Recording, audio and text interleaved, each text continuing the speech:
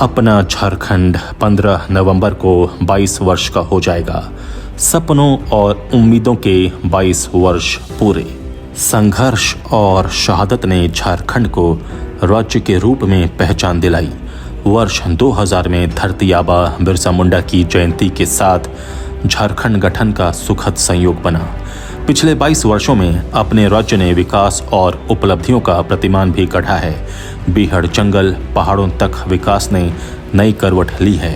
राज्य के सुदूर आदिवासी इलाके में भी बदलाव आया है। आधारभूत संरचना से लेकर कला संस्कृति और खेल के क्षेत्र तक में झारखंड ने भारत के नक्शे पर जगह बनाई है। भारत के राजनीतिक नक्शे पर 28वें राज्य के रूप में उभरे झारखंड के लिए यह दिन कभी न भूलने वाला है। वैसे तो 15 नवंबर का दिन झारखंड के लिए खुशियां मनाने का है, लेकिन ये इस बात का हिसाब किताब करने का भी मौका है कि इन 22 वर्षों के दौरान राज्य ने क्या हासिल किया और क्या खोया। यदि हिसाब लगाया जाए तो झारखंड ने इन 22 सालों में काफ़ी कुछ हासिल किया, लेकिन फिर जब राज्य के पिछड़ेपन के आंकड़े पर नजर जाती है तब एहसास होता है कि अभी तो झारखंड को लंबा सफर तय करना है, क्योंकि विकास के ये प्रतिमान तब तक अधूरे हैं जब तक विकास की किरणें हर घर के आंगन से आवाज नहीं लगाए। जिस दिन ये आवाज आने लगेगी उस धरती आबा का सपना पूरा होने लगेगा, जिसके लिए उन्होंने और हजारों दूसरे लोगों ने अपना सब कुछ होम कर दिया। झारखंड के 22वें स्थापना दिवस पर राज्य के सामने उपस्थित इन्हीं चुनौतियों को रेखांकित करती आजाद सिपाही के विशेष संवाददाता राकेश सिंह की खास रिपोर्ट। 15 नवंबर का दिन झारखंड के लिए बेहद खास है और 15 नवंबर 2022 को अपना राज्य 22 साल पूरे कर रहा है। झारखंड अब गबरू जवान हो गया है। अपनी बाल्यावस्था की मासूमियत और किशोरावस्था की चंचलता को झारखंड पीछे छोड़ आया है। कहने का मतलब ये है कि झारखंड के पास अपनी जिम्मेदारियों का बोझ ढोने लायक क्षमता पूरी तरह विकसित हो गई है।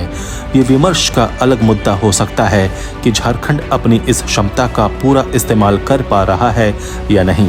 जैसा किसी भी बच्चे के साथ होता है कि उसके जवान होते ही परिवार और समाज में उसकी बातों को, उसकी सोच को, उसकी गतिविधियों को, उसके भविष्य को और उसके विचारों को महत्व दिया जाने लगता है। उस बच्चे में जिम्मेदारी का नया एहसास कराया जाता है और उसे अक्सर याद दिलाया जाता है कि वो अब बच्चा नहीं रहा। झारखंड के साथ भी अब यही कुछ हो रहा है। देश और दुनिया में उसे एक ऐसे प्रदेश के रूप में देखा जा रहा है। उसकी उपलब्धियों का गहन मूल्यांकन किया जा रहा है कि कभी कभी ये झारखंड के साथ नाइंसाफी जैसा लगता है, लेकिन ये सब कुछ इसलिए हो रहा है क्योंकि झारखंड का आगे का सफर निरापद हो सके। लौटते हैं झारखंड के बर्थडे की तरफ। इस बात में कोई संदेह नहीं है कि झारखंड के 3.25 करोड़ लोगों के लिए ये दिन बेहद खास है। खास इसलिए क्योंकि ये जश्न मनाने का दिन तो है, लेकिन साथ ही उन चुनौतियों से पार पाने का रास्ता तलाशने का भी अवसर है जिसने इस राज्य के विकास की गाड़ी में ब्रेक लगा रखा है। इसके साथ ही यह दिन जश्न मनाने के साथ नया संकल्प लेने का भी है। झारखंड ने अपने पुरखों और आंदोलनकारियों की आंखों के रंगीन सपनों को आत्मसात किया हुआ है, इसलिए इसके दिल में अरमानों का सागर हिलोरे ले रहा है और निगाहें दुनिया को पहचानने लायक हो गई हैं। झारखंड में सब कुछ है, जोश, होश और जिम्मेदारियों का एहसास भी। इस बात में कोई संदेह नहीं है कि झारखंड ने इन 22 सालों में प्रगति भी की है, लेकिन वो काफ़ी नहीं है। आर्थिक, सामाजिक और राजनीतिक स्तर के अलावा रोजगार, शिक्षा, स्वास्थ्य आदि के स्तर पर अब भी बहुत कुछ किए जाने की ज़रूरत है। यदि पीछे मुड़कर हम देखें तो पता चलता है कि झारखंड में पैदा हुआ बच्चा कितना जिम्मेदार, कितना वयस्क और कितना जागरूक बन गया है। ये भी एक हकीकत है कि तमाम ऊंचाइयां हासिल करने के बावजूद कुछ ऐसी चुनौतियां झारखंड के सामने मुंह बाई खड़ी हैं जिन्हें हमेशा के लिए खत्म करना अब जरूरी हो गया है। करीब 3 साल पहले राज्य में पहली बार झामुमो के नेतृत्व में पूर्ण बहुमत की सरकार ने सत्ता संभाली। झामुमो ने अलग झारखंड राज्य के लिए जो लड़ाई लड़ी, जो कुर्बानी दी, उसकी गवाही तो इतिहास देगा ही, लेकिन उस समय झारखंड की 3.25 करोड़ की आबादी की आंखों में उम्मीद की नई किरण दिखाई पड़ी थी। ये किरण आज भी चमक रही है और हेमंत सोरेन की सरकार उसे पूरा करने की दिशा में लगातार आगे बढ़ रही है। पिछले 35 महीने में इस सरकार ने बहुत से काम किए हैं, लेकिन कुछ मोर्चों पर ध्यान देने की जरूरत है। झारखंड के सामने सबसे बड़ी चुनौती यहाँ की गरीबी से पार पाना है। राज्य की प्रति व्यक्ति आमदनी राष्ट्रीय स्तर पर प्रति व्यक्ति आमदनी से लगभग आधी है, जबकि राज्य की विकास दर बीते 22 साल में 7-8% रही है। इसका मतलब ये हुआ कि राष्ट्रीय स्तर पर पहुंचने के लिए झारखंड को अपने आर्थिक विकास की गति को तेज करना होगा। भारत की औसत प्रति व्यक्ति आमदनी तक पहुंचने के लिए झारखंड को कम से कम 11% की दर से विकास करना होगा। ये भी हकीकत है कि केवल विकास दर बढ़ाने से ही झारखंड का काम नहीं चल सकता। राज्य में व्याप्त असमानता को भी दूर करना होगा। झारखंड को मानव विकास सूचकांक के हर स्तर पर आगे बढ़ना होगा। इन सभी स्तरों पर जब तक समयक रूप से नीति बनाकर काम नहीं किया जाएगा, तब तक झारखंड के लिए अपने लक्ष्यों को प्राप्त करना मुश्किल है। हालांकि झारखंड जैसे संसाधन संपन्न राज्य के लिए ये कोई मुश्किल नहीं है। इसके साथ झारखंड को अपने कृषि क्षेत्र पर अधिक ध्यान देना होगा। यहाँ की करीब 50% आबादी कृषि क्षेत्र से सक्रिय रूप से जुड़े हैं, लेकिन राज्य की जीडीपी में कृषि क्षेत्र का योगदान महज 14-15% ही है, जबकि राज्य के केवल 2.5% लोग खनन क्षेत्र से जुड़े हैं और जीडीपी में उनका योगदान 12% है। करीब 6.5% रोजगार देने वाला विनिर्माण क्षेत्र की जीडीपी में हिस्सेदारी 14% है। ये आंकड़े बताते हैं कि झारखंड के विकास का पैटर्न बहुत विषम है और ये विषमता कई चुनौतियों को जन्म देती है।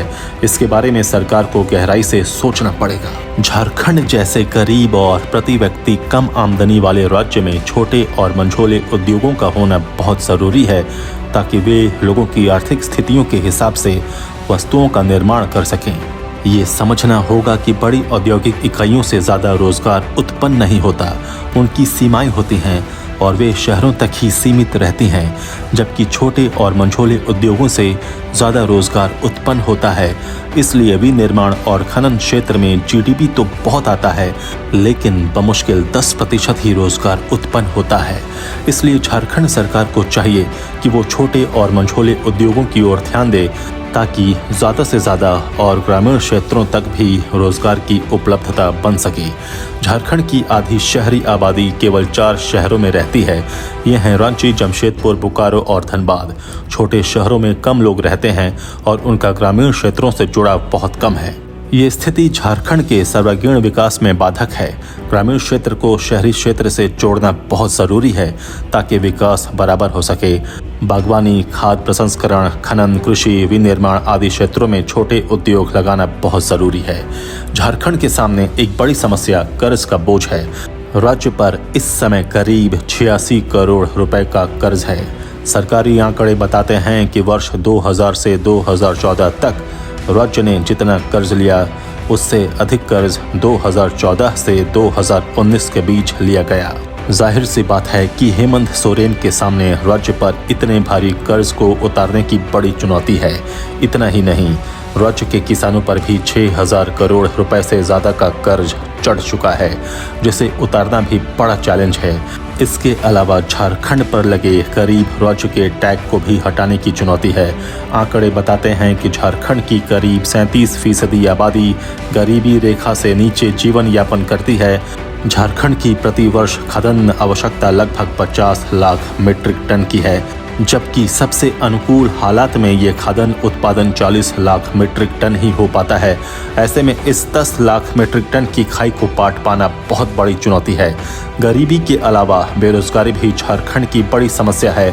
बताया जाता है कि झारखंड सर्वाधिक बेरोजगारों वाले राज्य में शामिल है और सर्वाधिक बेरोजगारी दरों वाले प्रदेश में से एक। सर्वाधिक बेरोजगारी वाले देश के 11 राज्यों में से झारखंड 5वें स्थान पर है। यहाँ प्रत्येक 5 में से 1 युवा बेरोजगार है। आंकड़ों के मुताबिक झारखंड के 46% स्नातक और 49% युवाओं को रोजगार नहीं मिलता। तमाम बौद्धिक विश्लेषणों से अलग जो बात आज झारखंड के संदर्भ में चुभती है, वो है यहाँ की प्रशासनिक अस्थिरता। स्थापना के पहले 14 सालों में इस राज्य ने राजनीतिक अस्थिरता का जो दौर झेला, उसे दुनिया देख चुकी है। लेकिन उस अस्थिरता की जो कीमत झारखंड ने चुकाई, उसका अंदाजा शायद किसी को नहीं है। राजनीतिक अस्थिरता की कीमत का अंदाजा झारखंड को मिला तो उसने इस चुनौती से पार पा लिया, लेकिन उसके साथ साथ चल रही प्रशासनिक अस्थिरता अब भी बनी हुई है। मोटे अनुमान के अनुसार झारखंड में पिछले 22 साल के दौरान करीब 7.5 लाख सरकारी अधिकारियों और कर्मचारियों का तबादला किया गया, यानी हर साल करीब 35,000। यदि हिसाब लगाया जाए तो झारखंड में हर दिन करीब 100 अधिकारियों कर्मचारियों का तबादला किया जाता है। ये चौंकाने वाला आंकड़ा है और इसकी कीमत का अंदाजा किसी को नहीं है। इतने बड़े पैमाने पर तबादला करने से कार्यपालिका जिम्मेदार नहीं बन पाती। अफसर जब तक एक जिम्मेदारी समझते हैं तब तक उन्हें बदल दिया जाता है। नतीजा ये होता है कि वे कोई काम कर ही नहीं सकते। यही कारण है कि आज तक झारखंड उन रास्तों पर आगे नहीं बढ़ सका है जिन पर उसे कार्यपालिका की मजबूत और विश्वसनीय गाड़ी ले जा सकती है। इस प्रशासनिक अस्थिरता का परिणाम ये हुआ कि धरातल पर उतरने वाली योजनाएं भी हवाई बनकर रह गईं। प्रशासन को राज्य और आम जनता के प्रति जिम्मेदार बनाने के बजाय राजनीतिक नेतृत्व के प्रति जिम्मेदार बना दिया गया है। झारखंड के पिछड़ेपन का ये एक बड़ा कारण है और बड़ी चुनौती भी। निसंदेह अबु आदिशुम अबु अराज का नारा लंबे समय से आदिवासी समाज का सर्वप्रिय नारा रहा है। माना जाता है कि संथाल हुल से इसकी उत्पत्ति हुई थी, लेकिन आज के समकालीन संदर्भों में ये किस प्रकार से साकार किया जा सकेगा, झारखंड के लिए ये एक चुनौतीपूर्ण कार्यभार है। खासकर तब जब हम सब चाहे अनचाहे एक ग्लोबल आर्थिक चेन में आबद्ध होकर चल रहे हैं। तो ऐसे में जन आकांक्षाएं लोकल हो ही सकती हैं, लेकिन जमीनी स्तर पर उन्हें भी एक व्यापक फलक पर ले जाना जरूरी है। तभी हमारी संवैधानिक मान्यताओं के वास्तविक लोकतांत्रिक परंपरा की स्थापना होगी। साथ ही सबसे बढ़कर आज जिस संविधान को बचाने की जंग लड़ी जा रही है उसकी भी मर्यादाओं की स्थापना हो सकेगी। यदि झारखंड के 22 सालों के सफरनामे पर नजर दौड़ाएं तो पता चलता है कि झारखंड ने विकास के कई प्रतिमान गढ़े हैं। स्वास्थ्य, शिक्षा, आधारभूत संरचना, कृषि, ऊर्जा और दूसरे क्षेत्रों में बहुत काम हुआ है। कोरोना के वैश्विक संकट का झारखंड ने जिस तरह सामना किया उससे पूरी दुनिया इसकी कायल हो गई। इतना ही नहीं, अपनी गलतियों से सीखने की प्रवृत्ति ने झारखंड को एक उत्सुक प्रदेश के रूप में अच्छी खासी ख्याति दिलाई है। राज्य में नक्सलवाद दम तोड़ चुका है और अब इस राज्य का आगे का सफर पूरी तरह निरापद होगा, यही उम्मीद है। आजाद सिपाही के विशेष में अभी इतना ही। आप हमारे इस YouTube चैनल को जरूर सब्सक्राइब करें। आप हमारे Facebook पेज को भी जरूर फॉलो करें और भी अधिक खबरों के लिए पढ़ते रहिए अपना लोकप्रिय दैनिक अखबार आजाद सिपाही। धन्यवाद।